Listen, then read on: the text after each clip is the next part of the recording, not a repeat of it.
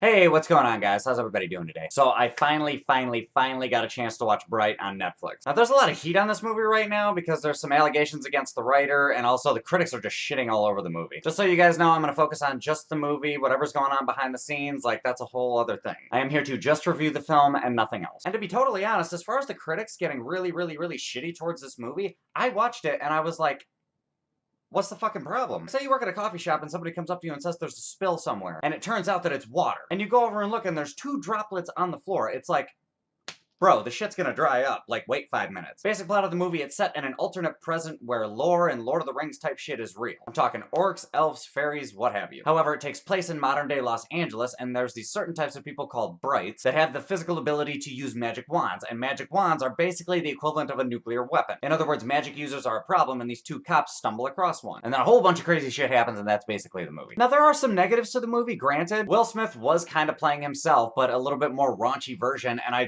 liked him a lot better. I thought he shelled out this performance way better than he normally does. Also, Joel Edgerton playing his orc partner did a good job. The special effects in the movie were surprisingly not bad. And I would say overall the dialogue and just the script in general was pretty well written, although it was a little bit overdone sometimes. Not a lot, but there were a few instances where I was just like, okay, there didn't have to be a line there. You could have done that a little better. For example, at one point somebody says, oh, there's somebody else in here. I can smell them. First of all, if there's somebody else in there, you wouldn't want to alert them to your presence by saying that. Now, that scene in particular, if it were up to me, I would have laid it down just to hand signals. Like, it would have made a lot more sense, and it would have flowed way better if a character would have just done a simple couple of movements. Like, something simple like that. And I thought Joel Edgerton's character was actually really consistent. Not just the consistency throughout the film, but just the fact that he's an orc, and orcs are kind of like this shunned race of people. He, as a character, is like a total square by the book, by the numbers kind of guy. And for him to get castigated by other orcs, but also be kind of like a kiss-ass in the police department, that to me made it like an odd amount of sense. Like, he was a very sensical character, if that's even a word. Noomi Rapace was pretty good. Some of the side characters did a pretty good job for the most part. There was a little bit of overacting here and there. But I would have to say, overall, they did a great job just building up this entire world. They do kind of beat you over the head with the fact that orcs are constantly discriminated against, and that's like this big metaphor for racism, and it's a little bit too much sometimes. It's like, I get it, people are fucking racist, you don't need to tell me 97 times, once or twice is enough. And the only other real negative that I have is that, like, physics isn't really ironed out that well. I'm not 100%, I'd have to watch it again, but if I remember correctly, the agility with some races and the, like, brute strength of other races doesn't, like, adhere with, like, the outcome of some of the fight scenes. I feel like there's a couple scenes where the orcs were made out to be, like, super